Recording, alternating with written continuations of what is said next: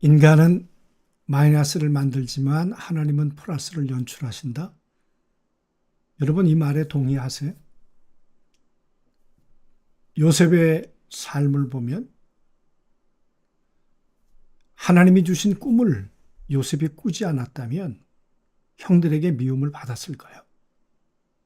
그리고 구덩이에 요셉이 빠졌을까요? 요셉 비극의 시작은 하나님으로부터 시작된 거죠. 뿐만 아니라 아버지가 채색 옷을 입혀주지 않았다면 형들이 요셉에게 분노할 이유가 없었죠. 어떻게 보면 요셉은 억울하죠. 하나님 때문에, 아버지 때문에 오늘 이 형들로부터 이렇게 미움을 받고 있다 그 말이에요. 여러분 5절 말씀에 보니까 이랬잖아요. 요셉이 꿈을 꾸고 자기 형들에게 말하며 그들이 그를 더욱 미워하였더라. 왜? 선한 일이, 축복으로 시작된 일이 종종 나에게 깊은 상처와 까닭없는 미움으로 돌아오게 될까? 혹시 여러분 삶 속에 이런 억울한 일은 없으셨는가 그 말이에요. 꿈이 축복의 시작인 줄 알았는데 그게 저주의 시작이었어요. 이런 모순이 어디 있습니까? 여러분 오늘 아버지가 심부름을 시키셨죠. 그래서 헤브론에서부터 저 세겜까지 약 100km라 그랬습니다. 저는 저 거리를 달려보았습니다. 만만한 거리가 아닙니다. 세겜까지 갔는데 형을 못 찾으니까 또 도단까지 17살 된 청년이 홀로 저기를 걸어갔다. 여러분 얼마나 땀에 젖었겠습니까? 얼마나 힘든 길이었겠습니까? 발은 아프지 않았을까요? 부르트지는 않았을까요? 그런데 여러분 어떤 일이 벌어졌습니까? 요셉을 잡아 그를 구덩이에 던지니 그 구덩이는 빈 것이라. 여러분 이 구덩이라고 하는 것은 우기 때 물을 담아두는 물탱크죠. 시스턴이라고. 근데 구덩이가 비었다는 이야기는 지금이 건기란 말입니다. 아마 7, 8월쯤 되었겠죠. 그 속에 물이 없었더라. 여러분 얼마나 인간이 악합니까? 동생을 그 물탱크에다가 집어넣고 웅덩이에 집어넣고 여러분 그 웅덩이를 스올, 지옥이라고도 말합니다. 음부라고도 말합니다. 동생을 음부에 집어넣고 그들은 앉아서 음식을 먹었다. 음식 먹는 소리, 먹으면서 떠드는 소리, 맛있다, 배부르다. 그런 소리를 요셉은 다 들었을 것입니다. 얼마나 그게 상처였겠습니까? 얼마나 그게 아픔이었겠는가 그 말이. 버림받은 상처. 꿈이 무덤에 갇혀버린 거죠. 내일은 혼돈에 빠져버린 것이고 생명이 사라진 자리 아니겠습니까?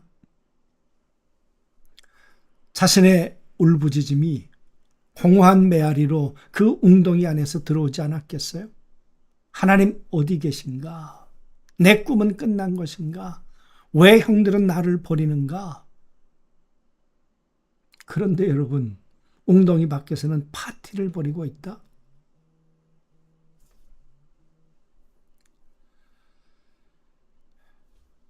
인간적으로 아무리 미워도 이럴 수는 없을 것입니다. 여러분 그때 어떤 일이 벌어질까요? 형이 르우벤이 죽이진 말자 그래요. 그래서 그를 끌어올리죠. 그래서 생명은 건졌습니다. 그런데 여러분 어떤 일이 벌어졌습니까? 그때 미디안 사람 상인들이 지나가고 있는지라. 여기서 그때란 말이 그리고 그때 와우라는 접속사입니다. 오늘 이 37장에 보면 계속해서 그리고 그때 그리고 마침 그때 미디안 상인들이 지나가는데요. 이 상인들은 큰 상인들이죠. 애굽의 보디발의 집을 상대할 만큼 그저 하찮은 고물장수가 아니었단 말이죠. 여러분 한번 생각해 보십시오. 그때 마침 이 상인들이 지나가도록 하신 분이 누구실까요? 그들을 통해 애굽까지 내려가게 하신 이가 누구실까요? 보디발의 집에 노예로 들어가게 하신 이가 누구시겠는가 그 말이에요. 모든 것이 끝났다고 생각한 절망의 순간 가운데서 끊어진 길을 다시 이어내시는 보이지 않는 신실한 손길. 여러분, 그런 손길을 경험하신 적 있습니까? 그리고 그때 사람을 만났는데, 사람이 내 삶 속에 틈입해 들어오셨는데 지나고 보니까 하나님께서 행하신 손길이었다. 하나님이 루벤과 그리고 유다의 생각을 바꾸셨죠. 여러분, 우연이 아니라 하나님의 타이밍이 절묘하게 맞아 들어가는 순간이었겠죠. 요셉은 어쩌면 그 순간 공포에 질려서 꿈을 잃어버렸는지 모르지만 하나님은 요셉 안에 있는 어쩌면 웅덩이 안에 갇힌 것 같은 내일이 없어 보이는 그 웅덩이 안에서도 하나님은 요셉에게 심겨주었던 꿈을 포기하지 않으십니다. 형들은 채색 옷을 벗겨서 갈갈이 찢어졌는지 모릅니다. 그러나 요셉 안에 있었던 하나님의 꿈을 찢지는 못했다 그 말이에요. 하나님의 계획을 빼앗을 수는 없었던 거죠. 그래서 여러분, 우리의 삶은 끊어서 보면 고난일 수 있지만 길게 나중에 보면 그게 하나하나 맞아 들어가는 하나님의 퍼즐이 될 수 있다 그 말이죠. 그래서 우리는 지금 하나만 보면 안 되고 전체를 통으로 긴 인내 가운데 기다림 가운데 우리의 인생을 만들어 가시는 하나님을 우리가 볼 수 있어야 되겠죠. 나중에 이런 고백을 하잖아요. 당신들은 나를 해하려 하였으나 하나님은 그것을 선으로 바꾸셨다. 만약 지금의 고통이 마침표가 아니라면 나의 모든 상처와 눈물마저도 완벽한 회복의 재료로 사용하실 그분을 신뢰해 보시겠습니까?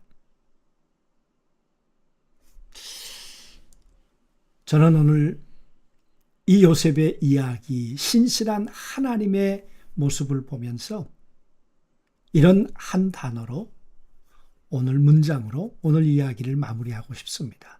인간이 만든 무덤을 하나님은 생명이 자라는 자궁으로 만드셨다. 이 신실하신 하나님이 우리가 겪는 무덤을 하나님은 새로운 부활의 자궁으로 만들어 내실 것입니다.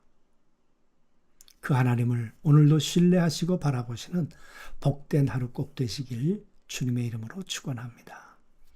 하나님, 인간은 무덤을 만들지만 웅덩이를 만들지만 그러나 하나님은 그 무덤을 웅덩이를 자궁으로 만드셔서 새로운 형상으로 우리를 만드시고 요셉을 만들어 가고 계셨습니다. 때론 우리는 포기하지만 하나님의 사랑은 언제나 진행형이셨습니다. 그리고 그때 그렇게 일하시는 하나님을 오늘도 굳게 붙들게 하옵소서. 예수님의 이름으로 기도하옵나이다.